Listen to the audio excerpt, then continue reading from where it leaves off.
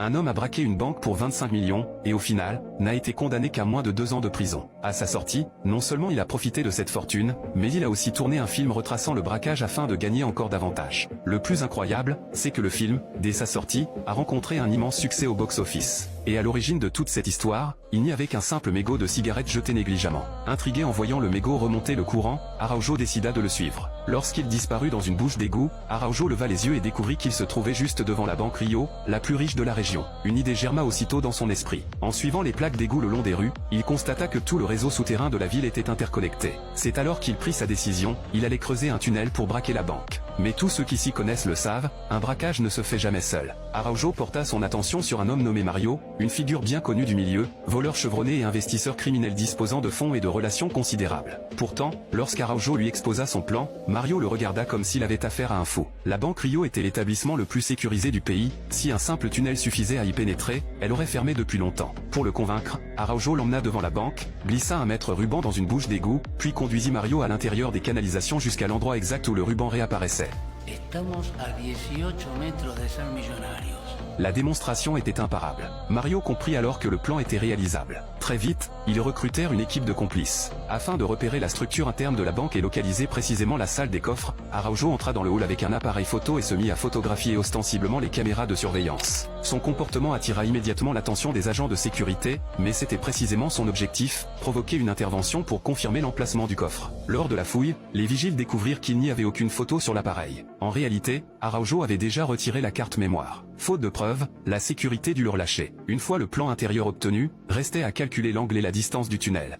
Araujo fit une marque sur un pneu et demanda à un complice de pousser un vélo depuis la bouche d'égout jusqu'à l'entrée de la banque. En combinant le nombre de rotations de la roue avec sa circonférence et le théorème de Pythagore, ils obtinrent des mesures d'une précision remarquable. Tout était prêt, les travaux purent commencer. Alors qu'ils se rapprochaient progressivement de la salle des coffres, Mario ordonna soudain l'arrêt immédiat du chantier. Selon lui, percer le sol déclencherait inévitablement les capteurs sismiques, et même en entrant dans le coffre, la porte resterait impossible à ouvrir. Ils avaient réfléchi à l'entrée, mais pas à la sortie de l'argent. Un lourd silence s'abattit sur le groupe. Abattu, Araujo alla se confier à sa petite amie. Au cours de leur discussion, une remarque anodine provoqua chez lui un déclic. Il retourna aussitôt voir Mario, puisque le coffre ne pouvait pas être ouvert de force, il n'avait qu'à le faire lorsqu'il serait déjà ouvert. Pendant les heures d'ouverture, la porte de la salle des coffres l'était forcément. Ils se diviseraient en deux équipes, l'une entrerait dans la banque pour un braquage classique et créerait une diversion, tandis que l'autre passerait par le tunnel pour vider le coffre. Même si la police arrivait, la présence d'otages empêcherait tout assaut, et personne n'imaginerait l'existence d'un tunnel d'évasion. Mario comprit immédiatement que le plan était parfait. Le jour J, ils enduisirent leurs doigts de colle, enfilèrent leurs cagoules et firent irruption dans la banque. Dès que l'alerte apparut sur les écrans, le vigile déclencha l'alarme,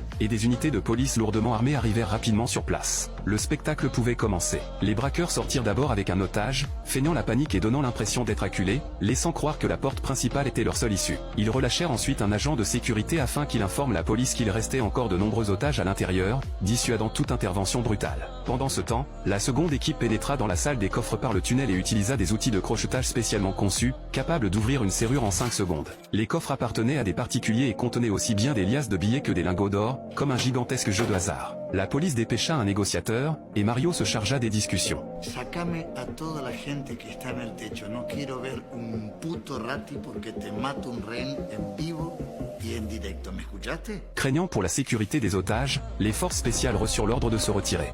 Lorsqu'un otage, terrorisé, se fit dessus, Mario, le jugeant encombrant, le libéra immédiatement. La police crut y voir un signe positif et poursuivit les négociations, sans se douter qu'il ne s'agissait que d'une manœuvre pour gagner du temps. Rapidement, tout l'argent fut emballé. À l'heure prévue pour l'évacuation, Mario appela la police pour réclamer des pizzas, prétextant la faim. Pendant ce délai, les sacs d'argent furent jetés dans le tunnel et transférés sur des radeaux pneumatiques dans les égouts. Avant de partir, Araujo étala un tissu rouge au sol et y disposa soigneusement leurs armes, qui se révélèrent être de simples pistolets factices. Lorsque la livraison arriva, Mario ne répondit plus aux appels. Comprenant qu'ils avaient été dupés, les policiers investirent la banque, désormais vide. Ils découvrirent le tunnel, mais une grenade y était attachée, empêchant toute approche. Ce n'est qu'en apprenant que les armes étaient factices qu'ils réalisèrent l'ampleur de la supercherie. Pendant ce temps, Araujo et ses complices avaient déjà rejoint le point d'extraction, embarqués dans un véhicule complice et pris la fuite avec l'argent. Devant la table couverte de billets et d'or, ils s'applaudirent, ivres de succès. Mais cette euphorie fut de courte durée. L'un des braqueurs, devenu riche, abandonna sa femme, qui, furieuse, le dénonça à la police. une perquisition permit de découvrir une grande quantité d'argent dissimulé chez lui, entraînant l'arrestation de toute l'équipe. Ce cas spectaculaire fut officiellement résolu. Pourtant, cela faisait partie du plan d'Araujo. Pour pouvoir dépenser cet argent au grand jour, il devait d'abord assumer la peine. Comme ils avaient utilisé des armes factices, qu'aucun otage n'avait été blessé et que l'argent provenait en grande partie de fonds illégaux jamais réclamés, le montant officiellement reconnu ne dépassa pas 1 million. Le reste resta hors des registres. Ainsi, Araujo, le cerveau de l'opération, ne fut condamné qu'à 1 an et demi de prison. À sa sortie, il devint, légalement, de véritables multimillionnaires.